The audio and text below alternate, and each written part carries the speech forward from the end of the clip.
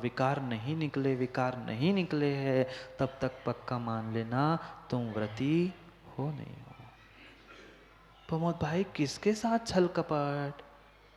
क्यों दूसरों से दिखाना चाहते हो कि मैं व्रती हूँ? सीधा कह दो मेरे पास नहीं है, मैंने दिखाने के लिए लिए थे, पर वो दिखाने के हैं, मेरे स्वयं के प्रयोग के नहीं हैं। क्यों गुड्डा भैया, आपके घर में शोकेस तो बना होगा?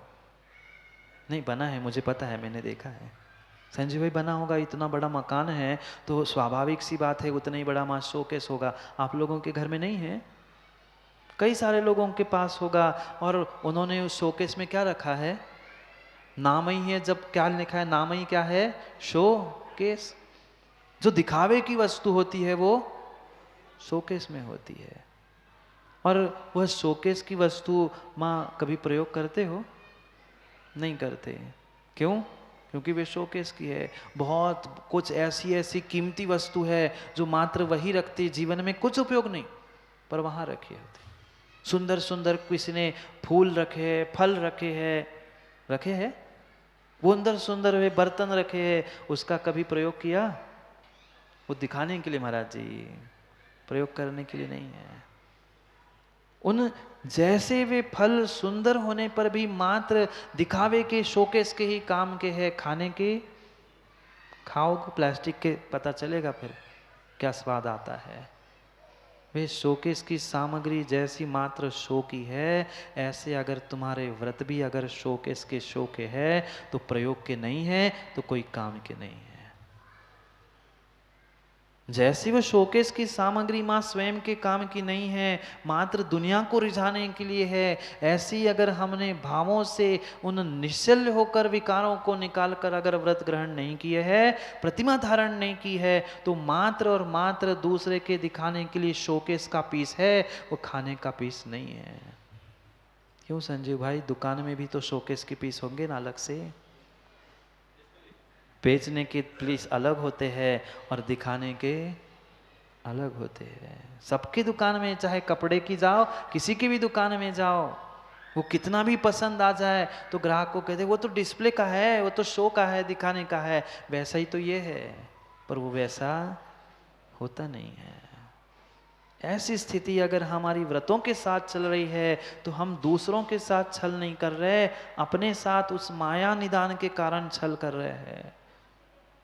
निकाल दो ना राजेश भाई, निकाल दो, निकाल दो। नहीं, कपड़े भी नहीं निकाल रहे, भीतर के विकारों को, माया, मिथ्या और निदान रूपी शल्यों को निकालो। अगर मिथ्यात है, देव शास्त्र गुरु पे श्रद्धा नहीं है, देव शास्त्र गुरु की विपरीत श्रद्धा हमारी कहीं अन्यत्र जा रही, तो पक्का मानना वह माया शल्य मुझे कहीं ना कहीं से डस रहा है। ये पक्का है, ये पक्का है दाऊ, वो ही दूसरों को डसता है जिसके भीतर से ये शल्य डसता है। ऐसा ही है अनिल भाई, मत जाना किसी को डसने, मत जाना किसी को दुत्कारने। तुम्हें भीतर कहीं ना कहीं माया, मिथ्या या भविष्य का कोई निदान डस रहा है, सो तुम दूसरों को डस रहे हो, तो तुम दूसरों की श्रद्धा को तोड़ रहे हो। भाई अपनी झांको ना, तुम्हारा गुणस्थान क्या, तुम्हारी स्थिति क्या, इसका तो भान करो।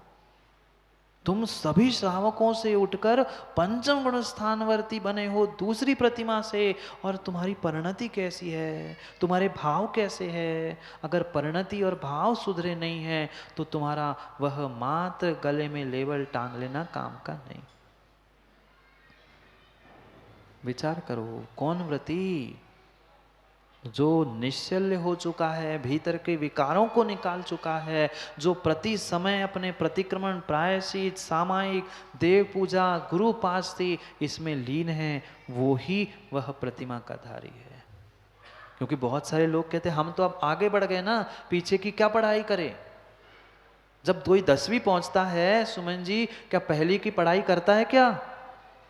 इसलिए तो हम तो 7वीं प्रतिमाधारी, हम 10वीं प्रतिमाधारी, हम पहली दूसरी प्रतिमा तीसरी प्रतिमा का पालन क्यों करें?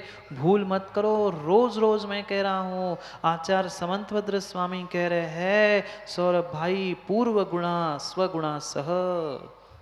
भले ही सुमन शास्त्री जी आपने 10वीं में पहली की पढ़ाई नहीं की है, पुस्तक नहीं खोली, फिर अगर पहली की पढ़ाई भूल गए होते तो 10वीं के अक्षर कहाँ से पढ़ते? भूल जाओ ना पहली की परीक्षा देने के बाद। आज क्यों नहीं वह विद्यार्थी अच्छे जीवन को जी पा रहे हैं? क्योंकि मात्र उनकी पढ़ाई एग्जाम ओरिएंटेड हुई है। परीक्षा हुई सपन, पुस्तक बंद, पढ़ाई भी भूल गए।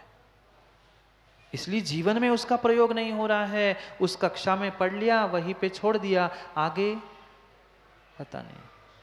आगे का तो पाठ कर रहे, पूरा याद कर रहे, और पीछे का मां सपाट साफ। ऐसा कोई एग्जाम ओरिएंटेड ये व्रत या प्रतिमा का स्वरूप नहीं है। दिखाने का, कहीं पास होने का स्वरूप नहीं है। अपने आत्मा के पास होने का ये व्रती स्वरूप है। हम दुनिया के नजरों में पास होना चाहते हैं। दुनिया कहे कि तुम व्रती हो, तुम धर्मात्मा हो, तुम प्रतिमाधारी हो। अरे दुनिया तो प्रशंसा करने वाली, कह दूं क्या, कह दूं क्या संजीव भाई, दुनिया तो उस गधे का भी, बकरी का भी, बकरे का भी सम्मान करती है। फिर तुम्हारा सम्मान किया सो क्या किया? हाँ, मैं तो सत्य कह रहा हूं, दुनिया ने तुम्हारा सम्मान किया सो क्या किया? कोई भी घर में आता है, कभी वो देखा ना, जो डसने वाला नाग होता है, अभी अभी गई नाग पंचमी, यहाँ तो बहुत सारी हुई। नाग को तो, उस डसते नाग को नाग पंचमी के दिन पूजेंगे। बैलों को माला तिलक लगाने वाले मिल जाएंगे। दूसरों को सम्मान करने वाले, माया छल करने वाले बहुत मिलते हैं। पर स्वयं अपने परिणामों का जिस दिन तुम सम्मान कर लो, उस दिन समझ लेना कि तुम सच्चे व्रती बने हो, नहीं तो तुम व्रती नहीं हो। क्या बैलों का सम्मान नहीं होता? क्या इसका सम्मान नहीं होता? रोज रोज रोज लाठी लेके भागने वाले उस सांप को भी एक दिन दूध पिला के पूजा करते हो। तो तुम्हारी एक दिन पूजा कर ली भानु तो खुश मत हो जाना, नाग भी एक दिन पूजा जाता है। आपकी भी राजेश भैया पूजा हुई थी ना? राजेश भैया पैर पूजे थे ना? बोलो ना। अरे हंस क्यों रहे, क्यों नीचे गर्दन कर रहे? चोर चोर मौसेरी सब बैठे हैं, कोई दूध का दूल्हा नहीं है। श्रेयांश भाई पूजा हुई थी कितनी बार? एक ही बार, और उसकी तो फिर भी साल में एक बार होती है। तुम सोच लेना, क्या तुम्हारी पूजा की, क्या खुश हो रहे हो? ससुर ने पूजा की, इनने पूजा की, अरे क्या पूजा की? वह तो टीका लगा के एक ही दिन पूजा की थी, फिर घर में कैसे टीका के पूजा हुई वह सब जानते हैं। अरे टीका कह रहा हूं मैं, आप अर्थ का अनर्थ मत करो। अब वो टीका टीका का बहुत अंतर है, पर आप ही समझो कैसी टीका और कैसा टीका। सम्मान करना है उन व्रती भावों का, अपने आप के भीतर सम्मान करो, जैसे उस चक्रवर्ती भरत ने किया था। पढ़ा कभी चक्रवर्ती भरत के विषय में? उस आदि पुराण को खोल के देख लेना। उन्होंने भी आह्वान किया था सबको कि आप मेरे नगर पधारे, आप मेरे महल पधारे, मैं सबका सम्मान करना चाहता हूं।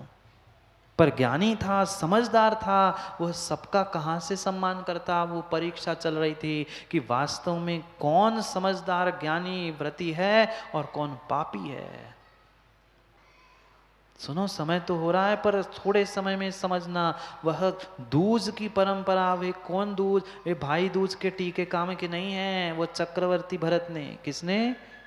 6 खंड का अधिपति, 14 वह रत्न 9 निधि जिसके पास थी, उसने तिलक लगा के, टीका लगा के सम्मान किया था। अरे सम्मान ही कराना है तो ऐसे सम्मान कराओ ना।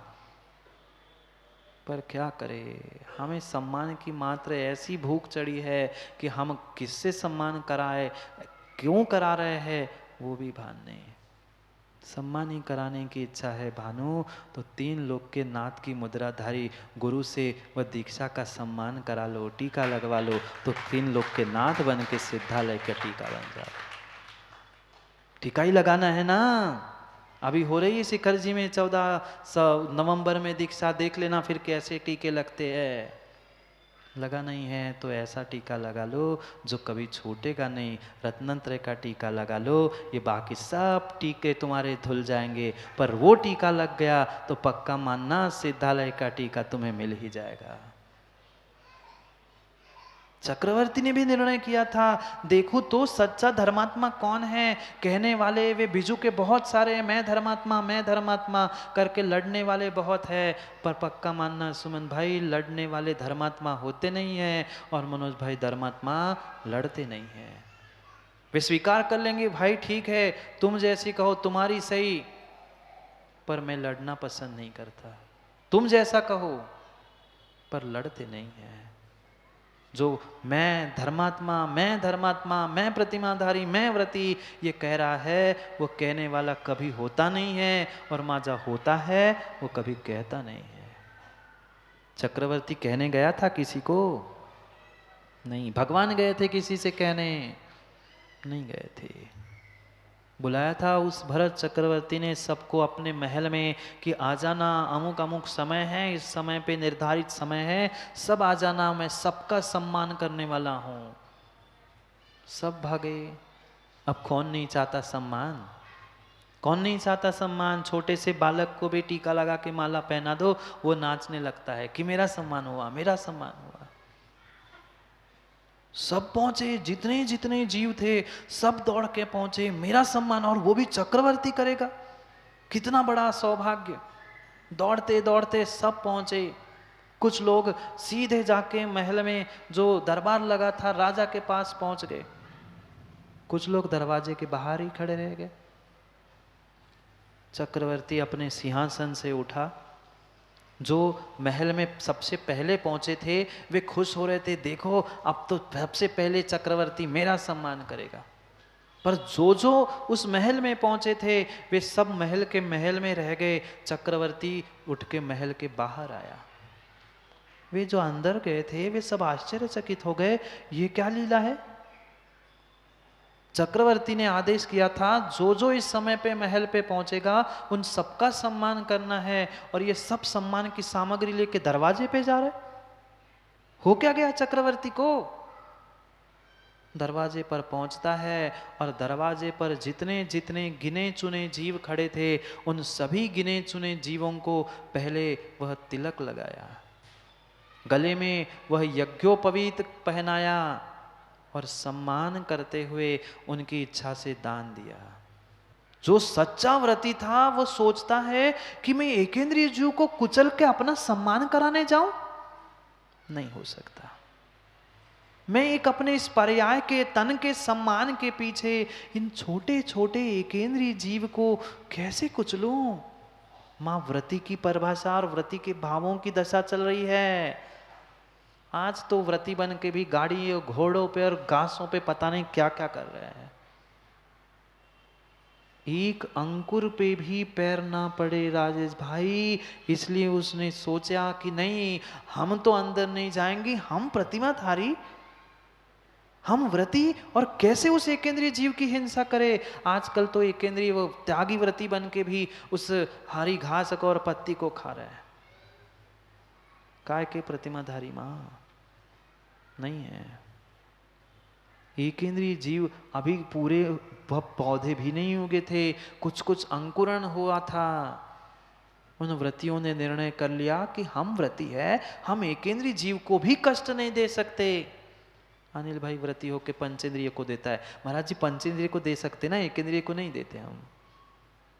उन्होंने एकेंद्रिय की भी रक्षा के लिए निर्णय कर लिया, सम्मान नहीं मिले कोई बात नहीं है, हम कुछ देर यहाँ खड़े हैं, राजा को आना है सुवाए, उससे बड़े हम हैं। कौन?